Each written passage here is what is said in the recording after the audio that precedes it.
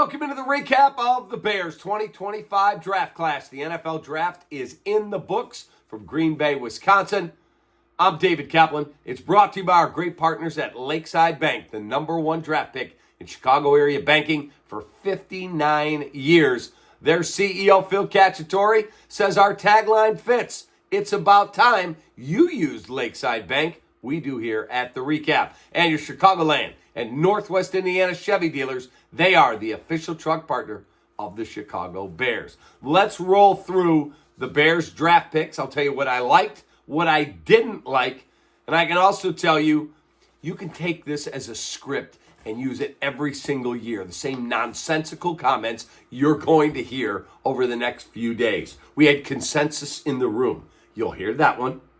We had a first-round grade on him. How he was still there in the fourth round, we have no idea. None of the mock drafts we ran, we had any simulation that that guy would be there, so we had to take him. He was jumping off the page to us. We never expected him to come in that type of shape. He is ready to go and be ready to play for us. Okay, enough. I've had enough mock drafts. I've had enough of all that insanity. Here's my thoughts. Colston Lovelin, the tight end. I've worked the phone since the Bears made this pick. He's getting a really high grade from a lot of people that I really trust in the National Football League. I like the pick. I do. I think he's a better player eventually than Cole Kmet. I think he's an outstanding receiver. I think he's a wide receiver in a big man's body. He runs well. He gets great separation. So I think everyone's going to be happy with the pick of Colston Lovelin. I really like the pick in the second round, wide receiver Luther Burden. Luther Burden was never going to be there. A year ago, if Luther Burden was in the draft, he is a lock, high first-round pick. That's how good a year he had. This year, his quarterback got injured. The O-line didn't play well. There was just a whole bunch of stuff going on. Some of it his fault as well. They did not have the kind of year they had in 2023. So instead of being a first-round pick like he was projected, he slid to 39, and the Bears grabbed him. I think people in Chicago are going to be thrilled with the draft pick of Luther Burden at wide receiver. Defensive lineman, Shamar Turner from Texas A&M. Look, he's had a leg issue, a serious injury. If he's healthy, he's a solid addition to the defensive line. I'm not going to sit here and tell you he's Myles Garrett or he's Aaron Donald. He's not. He's a solid football player, and they need beef on their defensive line. You're going to get Andrew Billings back this year. You'll get a healthier Montez Sweat. The kid they signed in free agency, Dio from the Indianapolis Colts, got $48 million. He has to play like a $48 million player. You paid him like that, he's got to play like that. And you never know if there's a Trey Hendrickson gets moved. Could the Bears still be in play for that? If he didn't get moved before this draft, I'm not sure he's going to, but he's still requesting a trade. So there's still work that can be done by Ryan Poles and his staff. The tackle they got in the second round, Ozzie Trapilo. This guy looks like he should be a very good piece. I don't think he's an elite left tackle. I do not, but I think he's a good piece that can develop into a player. Bears have depth along their offensive line. I'm just not convinced they have somebody you want blocking on a playoff team at left tackle. That would be Braxton Jones, obviously, who's number one on the depth chart. The reach that they made for Ruben Hippolyte, the linebacker from Maryland. Look, the guy ran like a 4.3. I mean, he can motor at linebacker. I think he's more of a, a special teamer. I don't think he comes in right away and plays at linebacker.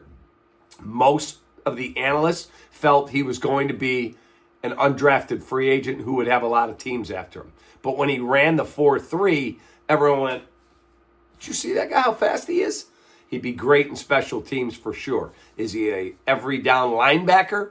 I can't tell you that. So it might have been a bit of a reach. Let's let it play out. Then when they got Za Frazier, the quarterback out of Texas San Antonio, he ran a 4.36. Everybody that I trust, I've been reading, I've been texting, I've been on the phones since the Bears grabbed him. People really like this guy. Look, I don't know Za Frazier. I didn't watch Texas San Antonio football. Everything I read, that's a solid pick. Luke Newman, he's a body on the offensive line. that they got late in the draft. Offensive tackle from Michigan State. Come in and compete. You get a young kid. Maybe he can give you some reps if somebody gets injured. He's not going to play a lot as a rookie, I would not think. And then they got Kyle Monagai, the running back out of Rutgers, 7th round. Look, is he going to be the kid over in Kansas City, Isaiah Pacheco? I would doubt it. Isaiah Pacheco's a star. I wouldn't think this kid was sitting there in the 7th round as a star. So let me tell you my grade. And grades mean nothing. Jahmyr Gibbs, they gave a F grade to for the Lions when they took him, and the guy's one of the best players in the NFL.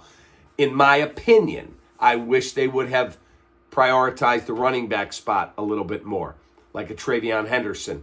Either move up in front of the team that grabbed him or get somebody. There was a lot of good backs. Caleb Johnson was there for the taking. Bears made a lot of trades down. They did get a future 4th-round pick from the Rams in one of their deals today, so it's nice to have that added to your arsenal next year. I just wish they had a better running game.